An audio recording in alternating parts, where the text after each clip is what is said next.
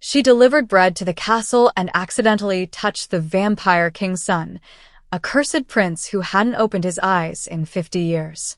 His heartbeat grew stronger under her fingertips. What the delivery girl didn't know, she carried the blood of the witch who cursed him, and waking him would cost her everything. The storm came without warning. Lyra clutched the bread basket against her chest as rain hammered the dirt road into mud. Her worn shoes sank with each step, but she pushed forward. The castle servants needed their delivery before nightfall, and she needed the 3 copper coins they'd pay her. 3 coins meant dinner for her and her grandmother for 2 days. Lightning split the sky, and for a moment, Silvervale Castle appeared like a dark crown against the mountains. People in the village whispered about that place. They said the vampire king lived there with a son who hadn't opened his eyes in 50 years. They said 1,000 doctors had tried to wake the prince. All had failed. Lyra didn't believe in curses. She believed in bread, rain, and making it home before dark. "You!" A guard's voice cut through the storm. "What are you doing out here?" Before Lyra could answer, his rough hand grabbed her arm and yanked her through the castle's side entrance. She stumbled, her basket flying from her hands. Loaves of bread scattered across the cold marble floor. I'm delivering." Lyra started, but the guard wasn't listening. "Storm's getting worse. Wait here until it passes." He disappeared down a hallway, leaving her alone in a dim corridor. Lyra had never been inside the castle before. Servants usually met her at the kitchen door. This hallway was different, quieter, colder. Candles flickered in silver holders, casting shadows that seemed to breathe. The air smelled like old stone and something else. Something like dried flowers and sickness. She bent to gather the scattered bread, her hands shaking from cold. That's when she heard it. A heartbeat. Not hers. Slower. Weaker. Coming from behind a heavy wooden door to her left. "Don't be stupid," she told herself. "Pick up the bread and leave." But her feet moved toward the door anyway. It was slightly open, just enough to see inside. The room beyond was massive. A bed sat in the center, draped in dark velvet curtains. And on that bed lay a young man. Lyra's breath caught. He was beautiful in the way winter mornings were beautiful, pale and untouchable. His skin had a gray tint, like marble left in shadow. Dark hair spread across the pillow. His chest barely moved. This had to be him. Prince Kael, the sleeping prince everyone whispered about. She should have left. She should have grabbed her bread and run back to the village. Instead, she stepped inside. Up close, he looked even more lifeless. His lips were tinged blue. The veins under his skin traced dark patterns like cracks in ice. But somehow, she could still hear that faint heartbeat. How could someone live like this? Lyra's hand moved without thinking. She reached out and touched his wrist, just barely, checking for a pulse the way her grandmother had taught her. His skin was ice cold. But then, thump! The heartbeat under her fingertips grew stronger. Just slightly, but unmistakably stronger.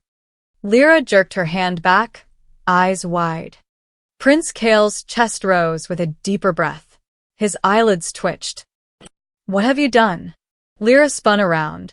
A man stood in the doorway, tall and sharp-featured, wearing black robes lined with silver. His eyes were the color of storms, gray and furious. "King Alaric." Lyra's voice died in her throat. She'd heard stories about the vampire king's temper. Men had been executed for less than entering the prince's chamber uninvited. I didn't mean." The door was open. Words tumbled out uselessly. But the king wasn't looking at her. He was staring at his son. "Orin," he shouted, and within seconds, an elderly man in physician's robes rushed in, followed by 3 guards. "My lord?" the physician asked, breathless. "Check him," Alaric commanded. "Now." The physician moved to the bedside, placing his fingers on Kael's neck, then his wrist, then pressing an ear to his chest. The old man's eyes widened. His pulse, the physician's voice shook. It's stronger. I don't understand. How is this possible? King Alaric's gaze snapped back to Lyra. She pressed against the wall, trying to disappear into the stone. Who are you? His voice was quieter now, which was somehow worse than shouting. Lyra, sir, my lord, your majesty. She'd never spoken to royalty before. I deliver bread to the castle. I was just the storm. I didn't touch anything. I swear I only... You touched him. It wasn't a question. Lyra's silence was answer enough. The king moved forward in 3 long strides. Lyra flinched, but he walked past her to the bed. His hand, careful, gentle, smoothed back his son's hair. 50 years, Alaric whispered. 50 years I've searched. 1,000 doctors, witches, alchemists, blood magic, ancient spells, prayers to gods I don't believe in. He looked at Lyra, and she saw something she didn't expect in those storm-gray eyes. Hope. And a delivery girl finds him by accident. Another breath from Kale, this one even deeper. His fingers twitched against the sheets.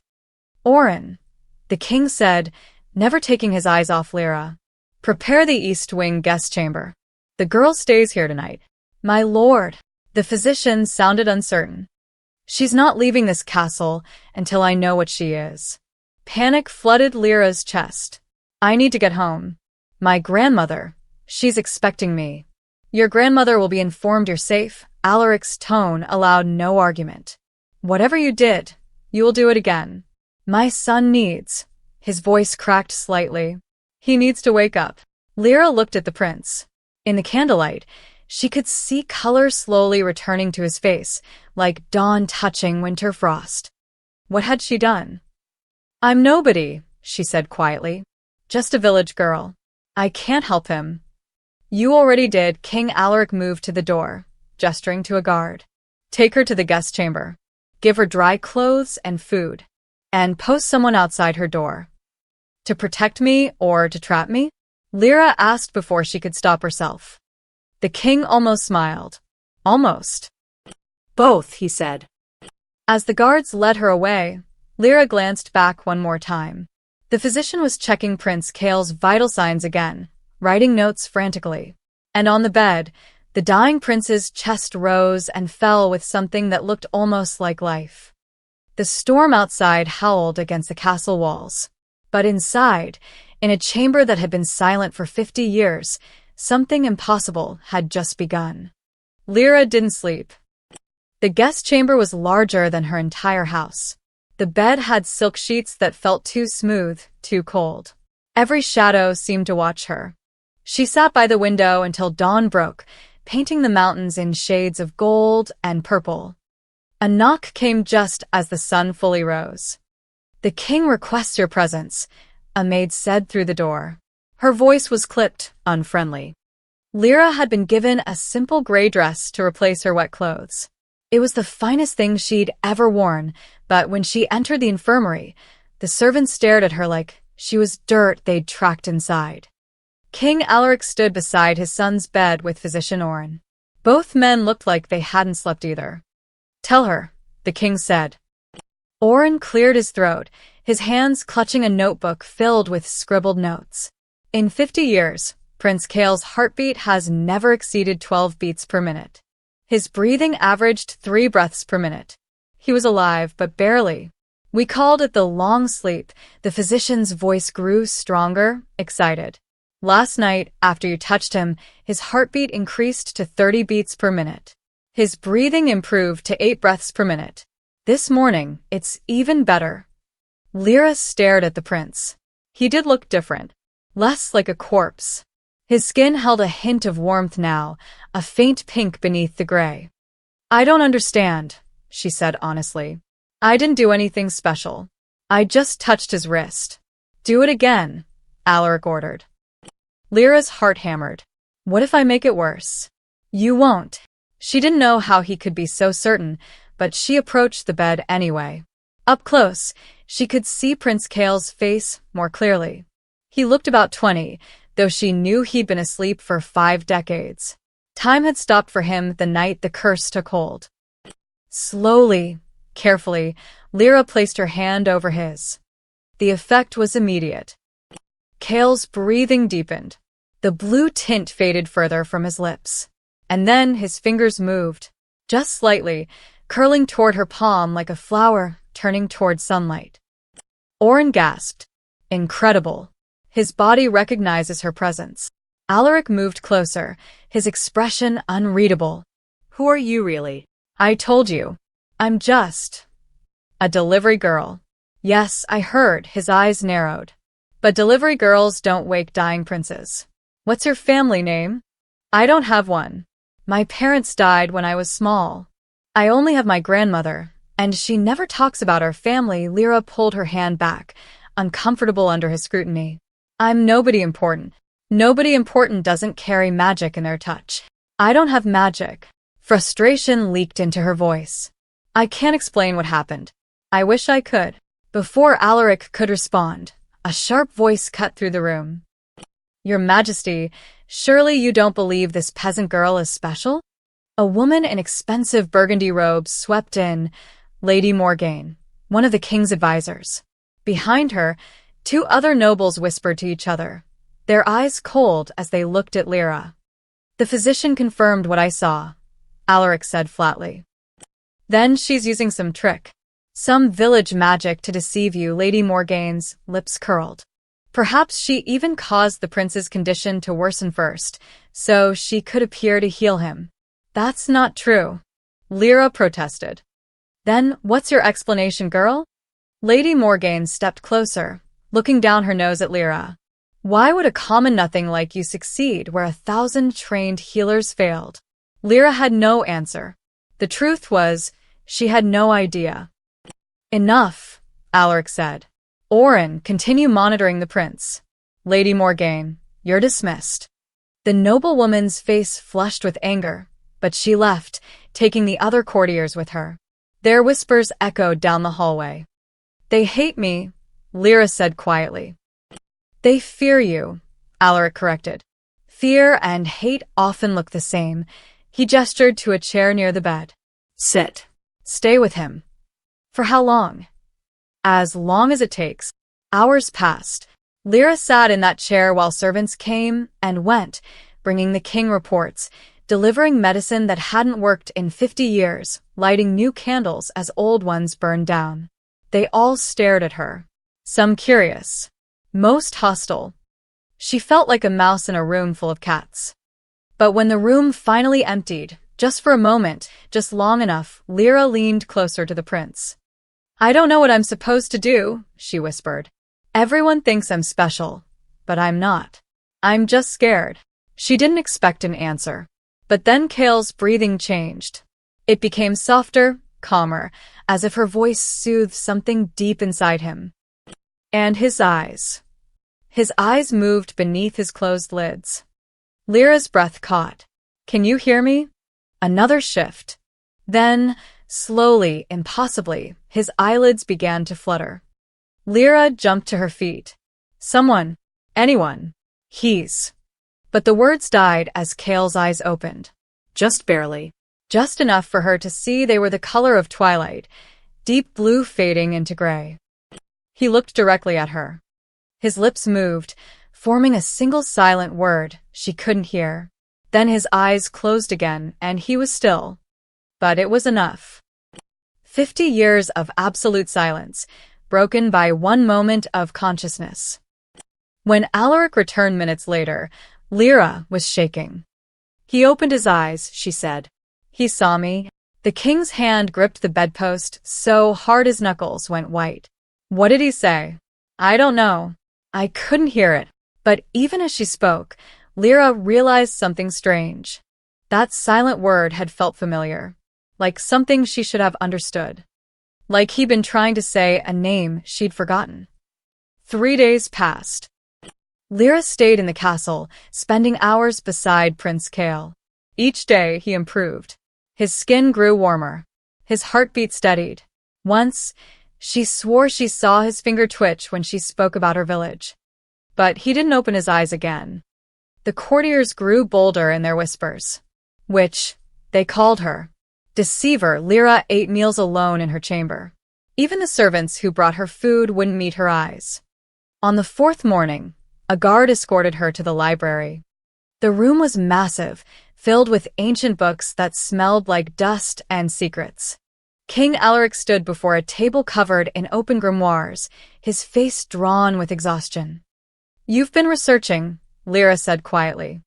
For 3 nights, he didn't look up. There has to be an explanation. Magic always has rules, patterns, origins. Lyra moved closer, glancing at the texts.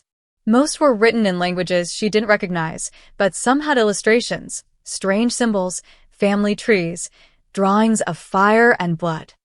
"Have you found anything?" she asked. Alaric's jaw tightened. Perhaps. He pulled forward a leather-bound journal, its pages yellowed and fragile. "This belonged to Witch Seraphine, the one who cursed my family." Lyra's skin prickled. "How did you get her diary?" "We found it in the ruins of her home after she died. I've read it 100 times, searching for a way to break the curse." His finger traced the faded handwriting. "But I never understood this passage until now." He read aloud.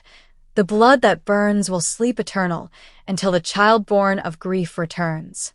She will carry both curse and cure, a mirror to the pain that must endure." "A child born of grief," Lyra repeated softly. "What does that mean?" "I thought it was poetry. Metaphor." Alaric looked at her directly. "But what if it was prophecy?" Before Lyra could respond, Physician Orin hurried into the library, carrying a wooden box. "Your Majesty, I've prepared the testing instruments as requested." "Testing?" Lyra took a step back. "What kind of testing?" "Your blood," Alaric said bluntly. "I need to examine it." Fear shot through her. "Why?" "Because everything supernatural leaves a trace. If you're connected to the curse, your blood will show it." Lyra's hands clenched. "And if I refuse? Then my son continues dying, and you remain a prisoner." Alaric's voice softened slightly. "I'm not trying to hurt you, girl. I'm trying to understand you." She had no choice. She knew that. Orin prepared a small knife, sterilized in alcohol. "Just a drop," he said gently. "It will only sting for a moment." Lyra held out her hand, trying not to shake. But as Orin reached for a glass vial on the table, his sleeve knocked against a broken goblet. The sharp edge sliced across Lyra's palm before anyone could react. She gasped, pulling her hand back. Blood welled up quickly, more than a drop, a bright red line across her skin. "I'm sorry." Orin grabbed a cloth. "Let me." But Alaric had gone completely still. He was staring at her blood where it had dripped onto an open page of Seraphine's diary. The blood began to glow. Not brightly, just a faint shimmer, like moonlight on water. The ink on the page beneath it seemed to move, rearranging itself into new words. "Impossible," Orin breathed. Alaric leaned closer, reading the new text. His face went pale. "It's her. Seraphine's bloodline." Lyra's heart hammered. "What are you talking about?" "Your blood carries the same signature as the curse." Orin was examining the glowing drops with fascination and horror. "The same energy that infected Prince Kael runs through your veins. But it's not poison in you, it's dormant. Waiting." "I don't understand." Lyra's voice came out small. "How is that possible?" Alaric looked at her with something like pity. "You're her descendant. Seraphine's blood runs in your veins." The room spun. Lyra gripped the table's edge. "No. That can't be true. My grandmother would have told me." "Would she?" Alaric asked quietly. "If she knew her family came from a witch who cursed the royal line? If she knew that connection could get you killed?" Lyra's mind raced. Her grandmother never spoke about the past, never answered questions about Lyra's parents or where they'd come from. She'd always said, "The past is buried for a reason, child. Let it stay that way." "The child born of grief," Orin murmured, reading the passage again. "Seraphine died in fire, screaming curses. If she had a child before she died, that child would have carried her pain," Alaric finished. "Generation after generation until me," Lyra whispered. Alaric closed the diary carefully. You're not just healing my son. You're completing what Seraphine started. The question is, are you meant to break the curse or finish it? That night, Lyra couldn't sleep again. She lay in the dark, her bandaged hand throbbing. Every time she closed her eyes, she saw things that weren't her memories. Fire. So much fire. A crowd screaming for blood. Hands tied to a wooden post. And a man, tall, noble, with cold eyes, turning away as the flames rose higher. You chose pride over love, a woman's voice screamed. So your son will choose nothing at all. He will sleep until grief itself returns to wake him. Lyra jolted awake, gasping. The voice had been so clear, so full of rage and pain. Seraphine's voice. She looked down at her palm. The cut had stopped bleeding, but in the moonlight, she could see something strange beneath her skin, faint marks like veins of light, branching from the wound. They looked like the dark veins on Prince Kael's skin. Mirror images. Curse and cure. Lyra pressed her hand to her chest, feeling her own heartbeat racing. Somewhere in this castle, Prince Kael lay sleeping, tied to her by blood and magic and a witch's dying curse. And for the first time, Lyra wondered if waking him would save him, or destroy them both. You will stay with him. Every day. Morning until night. King Alaric's command came the next morning. Lyra stood in the infirmary, still exhausted from her nightmares of fire and screaming. But I don't know what to do, she protested weakly. You don't need to do anything. Just be near him. Alaric looked at his son, and for the first time, Lyra saw past the king to the father beneath. Whatever connection you share, it's working. He's stronger every day you're here. So Lyra became Prince Kael's constant companion. At first, she simply sat beside his bed, uncomfortable in the silence. The room felt too grand, too cold. But gradually, she began to fill the emptiness the only way she knew how, with words. She told him about her village, about the baker who always gave her grandmother extra bread on cold mornings, about the river where children caught fish with their bare hands in summer, about the old oak tree everyone said was 300 years old. You'd like it there, she said softly one afternoon. It's simple, quiet. No one expects anything from you except to be yourself. Kael's breathing changed when she spoke, became gentler, more rhythmic.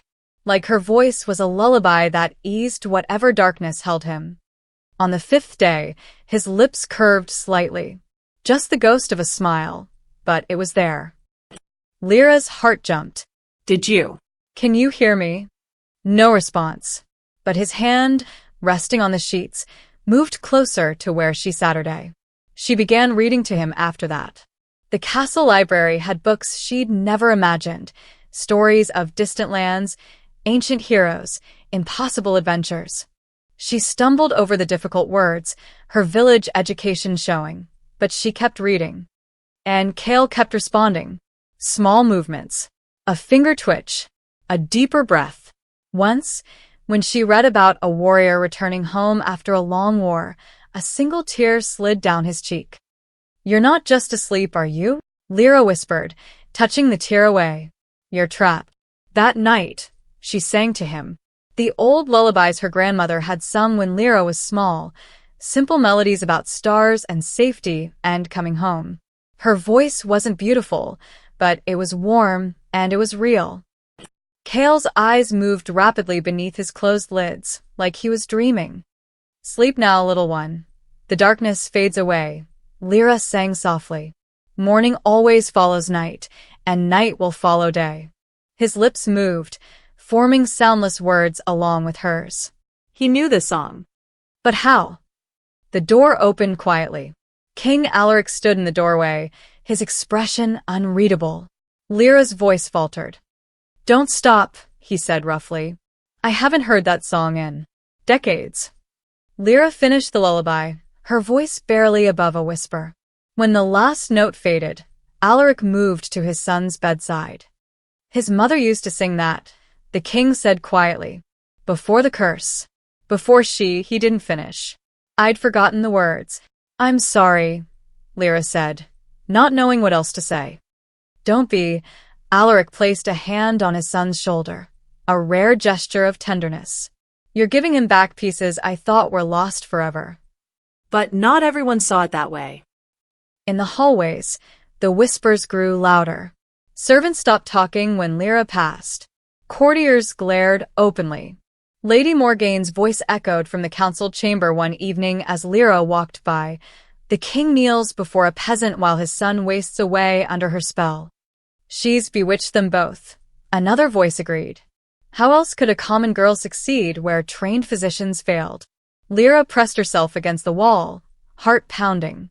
She wanted to scream that she hadn't asked for any of this, that she was just as confused as they were. Instead, she returned to Cale's chamber and locked the door behind her. They think I'm using magic on you, she told him. They think I'm dangerous. Cale's hand moved across the sheets, fingers stretching toward her voice. Lyra took his hand gently. His skin was warm now, no longer deathly cold. His pulse beat steady and strong beneath her fingertips. I'm not, though, she continued. I'm just here. Talking to someone who can't talk back, she laughed bitterly. Maybe I am crazy. Cale's fingers squeezed hers, weakly but deliberately. Lyra froze. You can hear me. You really can hear me. Another squeeze. Stronger this time. Tears burned her eyes. How long have you been listening? His hand trembled in hers, and his lips moved. This time, sound came with them, broken, rough, barely audible. Always. The word was like broken glass, sharp and painful. His voice hadn't been used in 50 years. Lyra pressed his hand to her cheek, crying now. I'm here. I'm not going anywhere. Promised, he whispered, the word cracking. You. Promised. What did I promise? Lyra asked desperately. I don't understand. But Cale had gone still again, exhausted by the effort. His breathing remained steady, peaceful. But Lyra saw something new in his face, determination. Like something inside him was fighting to wake up, to break free. She stayed with him all night, holding his hand, singing every lullaby she knew. The candles burned low. The moon traced patterns across the floor. And somewhere in the castle, in dark corners and jealous hearts, plots were beginning to form. Because a peasant girl who could heal a cursed prince with nothing but kindness was either a miracle or a threat that needed to be eliminated. The dreams grew worse. Every night, fire. Every night, screaming. And every night, Lyra woke with the taste of smoke in her mouth and tears on her face. She began exploring the castle during the hours when sleep was impossible. The guards had grown used to her presence, and no one stopped her as she wandered the empty corridors in the dead of night. That's how she found the old wing. A section of the castle that had been sealed off, its entrance hidden behind a tapestry. The door wasn't locked, just forgotten. Lyra pushed it open, and dust swirled in the moonlight streaming through broken windows. The chambers beyond were ruins. Furniture covered in sheets. Portraits with faces scratched out. And at the end of a long hallway, a room that made her heart stop. It had been a study once. Books lined the walls, their pages brittle with age. But what caught Lyra's attention was the painting above the fireplace. A woman with dark hair and eyes like winter storms. Beautiful. Fierce. And somehow familiar. Beneath the painting, someone had carved words into the mantel. Seraphine, beloved and betrayed. You shouldn't be here. Lyra spun around. King Alaric stood in the doorway, holding a candle. His face was drawn, ancient in the flickering light. I'm sorry, I didn't mean to. This was her room, Alaric said quietly, moving inside.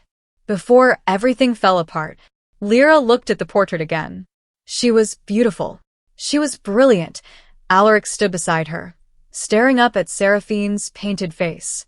A healer, an herbalist. My great-great-grandfather, King Aldric, consulted her when the plague came. She saved hundreds of lives. Then why did she curse her family? Alaric was silent for a long moment. When he finally spoke, his voice was heavy with old shame. Because Aldrich fell in love with her. And she with him. He gestured to the room. He gave her these chambers. Promised to make her his queen. For 2 years, they were inseparable. What happened? Lyra asked, though part of her already knew. The nobles found out. They were horrified. A king marrying a commoner, a woman who practiced magic. Alaric's jaw tightened. They threatened rebellion. Civil war. So Aldrich, he closed his eyes. He chose his throne over her heart. Lyra's chest ached. He left her. Worse. When she wouldn't leave the castle quietly, when she demanded he honor his promises, the nobles accused her of witchcraft. Of using dark magic to seduce the king. Alaric's voice dropped to a whisper. Aldrich didn't defend her. He let them take her. Let them put her on trial. The dreams suddenly made horrible sense. The fire. The screaming. The man turning away. They burned her, Lyra breathed. In the village square. In front of everyone, Alaric looked at her. Aldrich watched from the castle walls. And as the flames rose, Seraphine spoke her final words, not begging for mercy, but cursing the bloodline that chose pride over love. Lyra moved to the desk, where journals lay scattered. She opened one carefully, and Seraphine's handwriting flowed across the pages. Recipes for medicines, notes on healing herbs, and scattered between them, love letters never sent. Aldrich came to me again tonight. He says he cannot sleep without me near. He says when he is king, things will be different. I want to believe him. Oh gods, I want to believe him. Lyra turned pages, watching hope turn to desperation. The nobles know. They're demanding he end this. He swears he won't. He swears his love is stronger than their hate. I'm afraid. And finally, in handwriting that shook with rage, he stood there, while they chained me, while they read the charges, while they lit the kindling. He could have stopped it with a word, one word, but he chose silence, chose his crown. So I choose this. His bloodline will know the pain of loving someone they cannot reach. They will watch their children sleep, unable to wake, unable to live, until grief itself returns to break what pride has built. Beneath the entry, one final line. I was with child. He doesn't know. Let her carry both my love and my vengeance forward. Lyra's hands trembled. She was pregnant. We discovered that entry only recently, Alaric admitted. The child survived. A daughter, raised in secret by Seraphine's sister. And that daughter had children, and those children had children. He looked at Lyra meaningfully. Until you. So I'm here to finish what she started. Lyra's voice was hollow. To watch Cale die. To make you suffer the way Aldrich made her suffer. Or, Alaric said carefully, to choose differently than she did. To choose forgiveness over vengeance. Lyra laughed bitterly. How can I forgive what was done to her? She loved him. She trusted him. And he let her burn. I know, Alaric's voice cracked. And Cale has paid for that betrayal every day of his cursed life. A child punished for his ancestors' sins. Lyra closed the journal, but Seraphine's words echoed in her mind. The weight of inherited pain pressed down on her shoulders. 50 years of rage, of betrayal, of a love that turned to ash. I don't know what I'm supposed to do, she whispered. Neither do I, Alaric admitted. But I know my son is dying. And you're the only one who can save him, he paused. Or destroy him. The choice was always meant to be yours. He left her alone in that room full of ghosts. Lyra sank into a chair, surrounded by Seraphine's things. She could feel the witch's presence here, her pain soaked into the walls. And underneath it all, she felt something else. A question waiting to be answered. Vengeance or mercy? Destruction or redemption? The curse had been born from betrayed love. The only question was, what would break it? Lyra returned to Cale's chamber as dawn broke, exhausted from the night in Seraphine's room. But when she saw him, her fatigue vanished, replaced by cold terror. He was worse. Dark veins crawled across his skin like black lightning, up his neck, across his face, spreading with each labored breath. His skin had turned gray again, the warmth she'd worked so hard to restore draining away. No, no, no, Lyra grabbed his hand. It was ice cold. Physician Oren rushed in, his face pale. It started an hour ago. The curse is fighting back. Why? Lyra demanded. He was getting better. I don't know. It's like something triggered it. Oren checked Kale's pulse, his expression grim. His heartbeat is slowing again. We're losing him. King Alaric appeared in the doorway, and for the first time since Lyra had met him, he looked broken. How long does he have? Hours, maybe less. Lyra pressed Kale's hand to her cheek. He was slipping away, pulled back into that dark sleep. Fight, she whispered. Please fight. But his breathing grew shallower. The dark veins spread further. There has to be something we can do. Lyra looked desperately at Oren, at Alaric. Magic, medicine, anything. I've tried everything, Alaric said quietly. For 50 years, I've tried everything. And suddenly, standing in that room, Lyra understood. The curse wasn't just magic. It was emotion, rage, betrayal, grief, frozen into something that fed on itself. Seraphine hadn't just cursed the bloodline. She'd cursed them to feel what she felt, helpless, watching someone they loved slip away, unable to reach them, unable to save them. And every day that Alaric carried his ancestors' guilt, every day he couldn't forgive what had been done, the curse grew stronger. It's not medicine he needs, Lyra said slowly. It's not magic either. Then what? Alaric asked. Lyra stood, turning to face the king. She's still here. Seraphine. Her pain is still alive in this curse. And you. Her voice grew stronger. You carry Aldric's guilt. You've been punishing yourself for what he did for 50 years.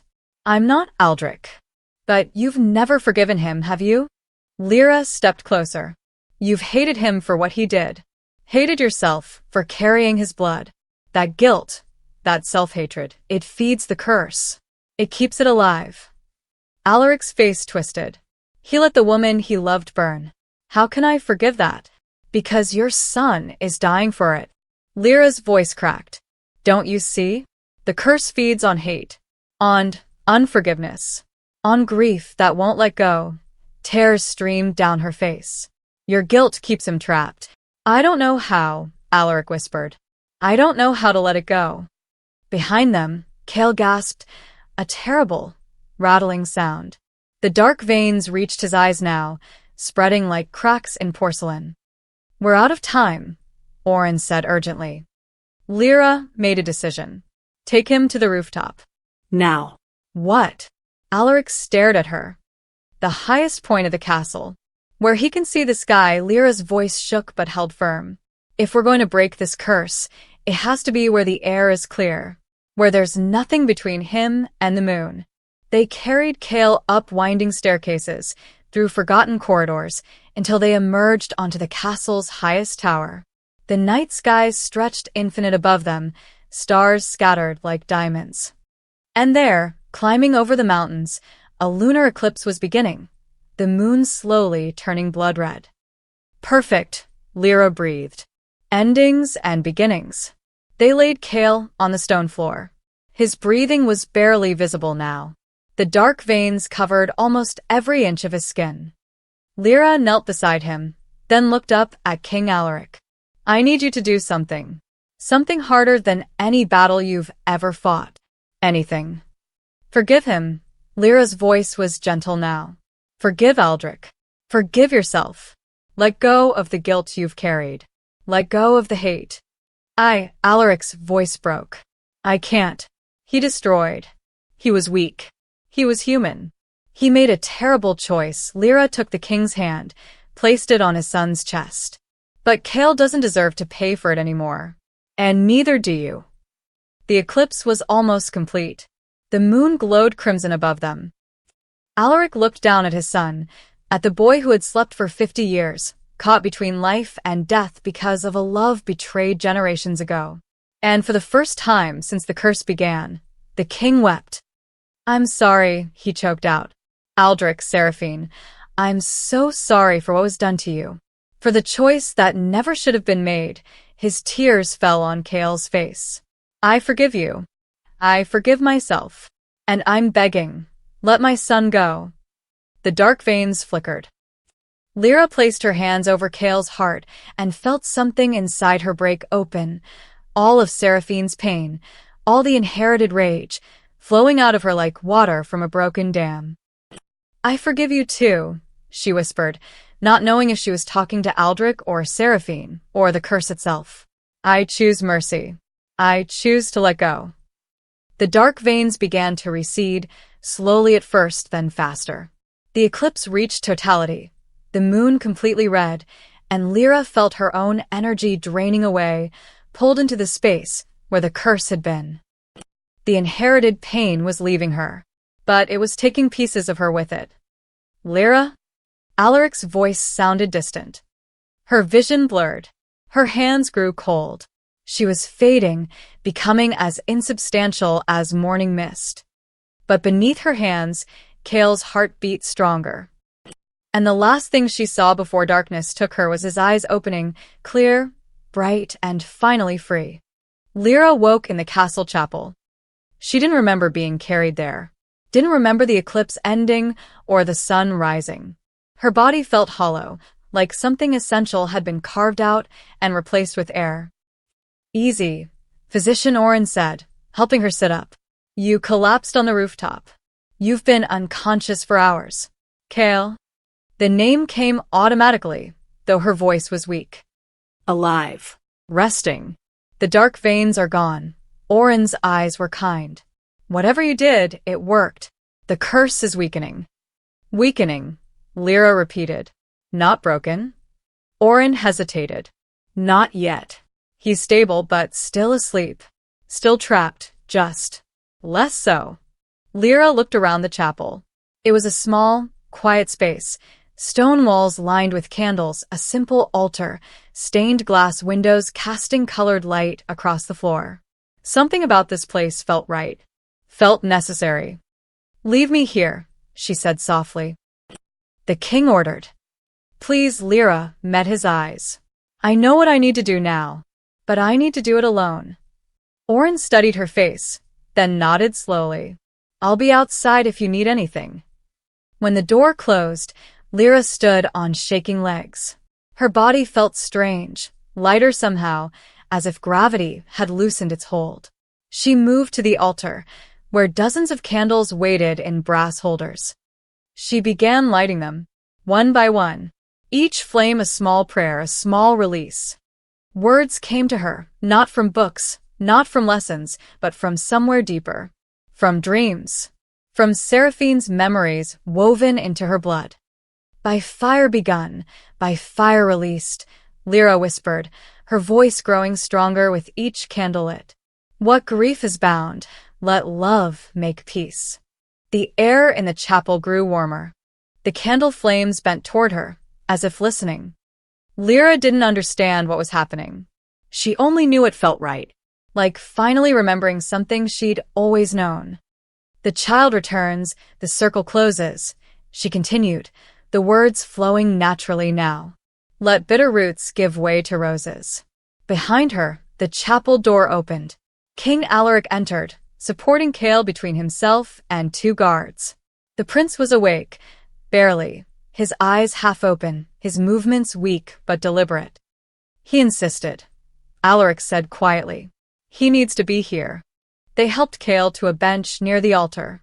He looked at Lyra, and in his twilight-colored eyes, she saw recognition, gratitude, and something else, something that made her heart ache though she didn't know why. "I'm going to finish this," Lyra told them. "Whatever happens, don't stop me." She returned to the altar, lighting the final candles until the chapel blazed with golden light.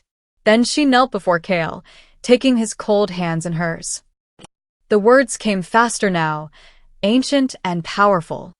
"Blood calls to blood across the years. Love betrayed becomes our tears." But tears can wash away the pain, and grief can choose to love again. Cale's hands warmed in hers. Color slowly returned to his face. Real color, not the false warmth of fever, but the healthy pink of living flesh. I carry what was never mine, Lyra continued, her voice breaking. The witch's rage, the victim's crime. She placed her palm over his heart and felt the curse there, a tangled knot of pain and magic, slowly unraveling under her touch. But I am not her. He is not him. Let old wounds heal. Let new life begin.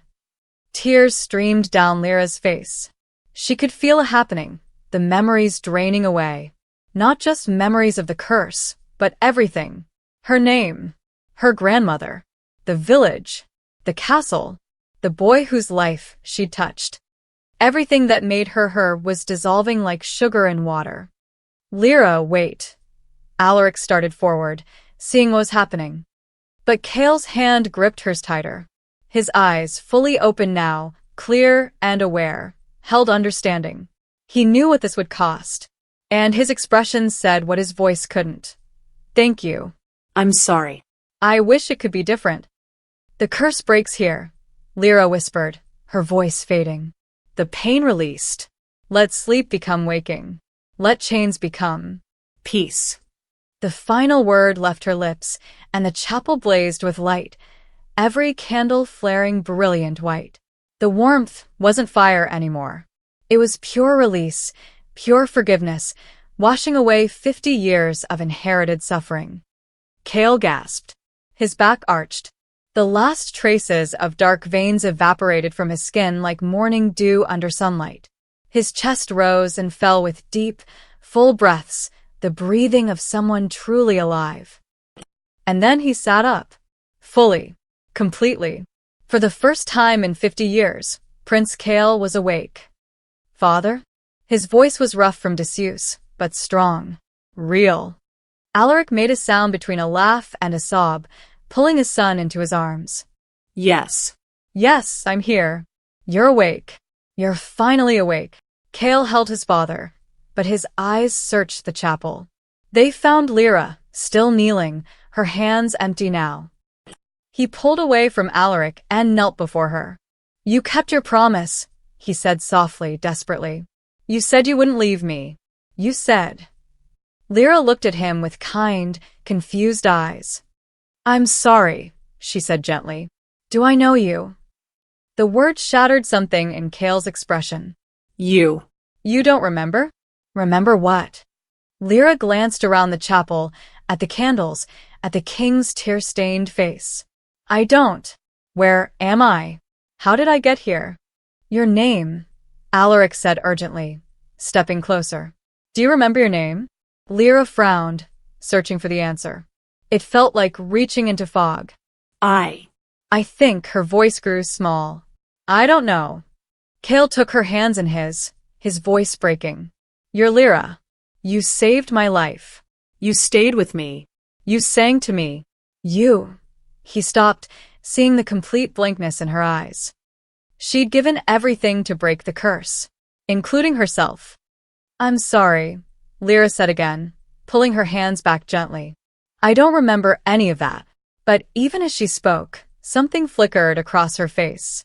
Not memory exactly, just a feeling. A warmth that had no source. A sense that something important had just ended. And something else was about to begin. Spring came to the river village with wildflowers and warm winds. Lyra, though she'd had to be told that was her name, tended her small herb shop near the water's edge. The villagers said she'd appeared 6 months ago, confused and alone, with no memory of where she'd come from. The local healer, an old woman named Mira, had taken her in and taught her the trade. Lyra proved to have a natural gift for it. Plants thrived under her touch. Sick villagers recovered faster when she prepared their remedies. She couldn't explain it, just as she couldn't explain the strange dreams she sometimes had, of castles and candlelight and a voice calling her name through darkness. Just dreams, she told herself each morning. Nothing more. Her shop was simple, Dried herbs hanging from the ceiling, clay pots of salves lined on shelves, a small table where she prepared tinctures.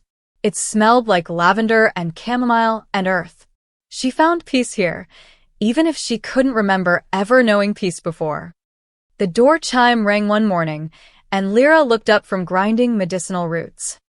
A young man stood in the doorway, dressed in simple traveler's clothes, good quality but worn, as if he'd been on the road for weeks.